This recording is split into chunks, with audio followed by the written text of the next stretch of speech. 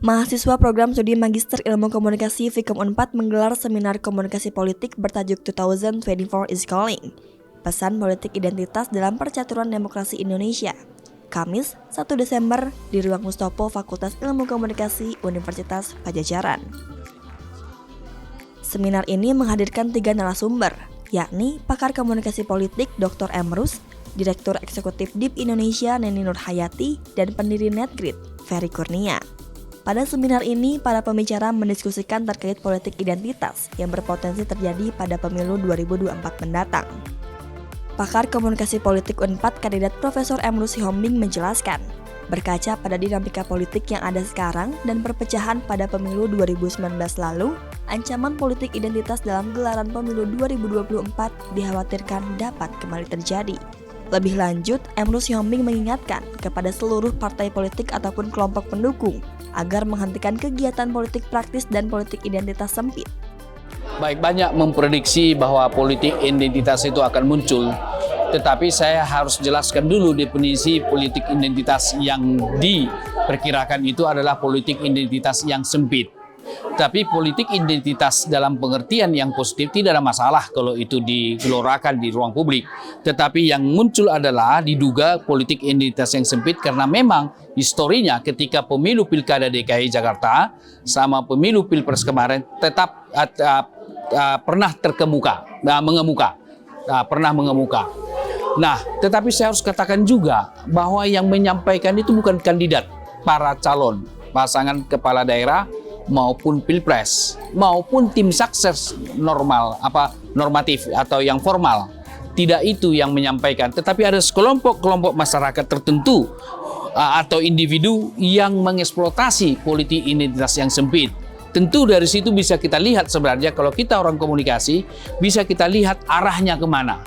Nah, ketika itu muncul di politik identitas itu yang dilakukan oleh seseorang atau sekelompok orang ketika Pilkada DKI Jakarta maupun Pilpres itu menguntungkan salah satu kandidat tertentu.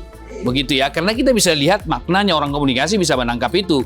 Yang sangat saya sayangkan adalah yang diuntungkan itu tidak membela kawan bersaingnya, seolah-olah membiarkan. Jadi kalau dia menang, berarti menang karena politik identitas yang sempit dan tidak sesuai dengan nilai-nilai Pancasila kita, yaitu Bhinneka Tunggal Ika kita. Kita berbeda-beda tetapi sama. Bahkan tidak sekedar negara Republik Indonesia yang berbhinneka. Sesungguhnya seluruh umat manusia di muka bumi tidak ada yang sama. Tidak ada yang sama, pasti berbeda. Tadi saya katakan di dalam ceramah saya bahwa 2 manusia kembar ke bumi pasti berbeda. Apakah itu harus kita pertentangkan terus? Atau satu aliran tertentu, satu agama tertentu. Kalau kita turunkan lagi pada level yang sifatnya ajaran ke bawahnya, kan berbeda lagi. Dan apakah itu harus dibenturkan tentu? Tapi para pelaku ini tujuannya adalah supaya salah satu kandidat dipilih secara emosional oleh masyarakat karena merasa homogen dengan apa yang dia sampaikan. Jadi teori komunikasi homogenitas kan akan menentukan katakanlah perilaku pemilih. Nah, dan itu motif politiknya sangat jelas, yaitu politik pragmatis, bagaimana memenangkan kekuasaan. Padahal sejarah daripada politik itu adalah mengambil kebijakan untuk kesejahteraan rakyat.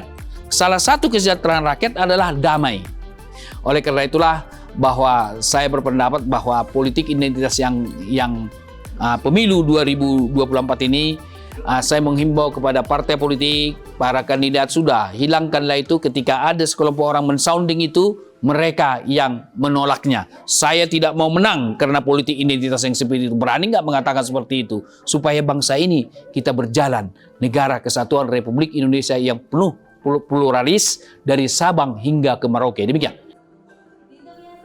Pemilihan umum 2024 mendatang memiliki tantangan tersendiri, yakni pemilih muda menjadi lapisan paling dominan. Dari Fakultas Ilmu Komunikasi, Bayu Murti, Ridho Danu melaporkan.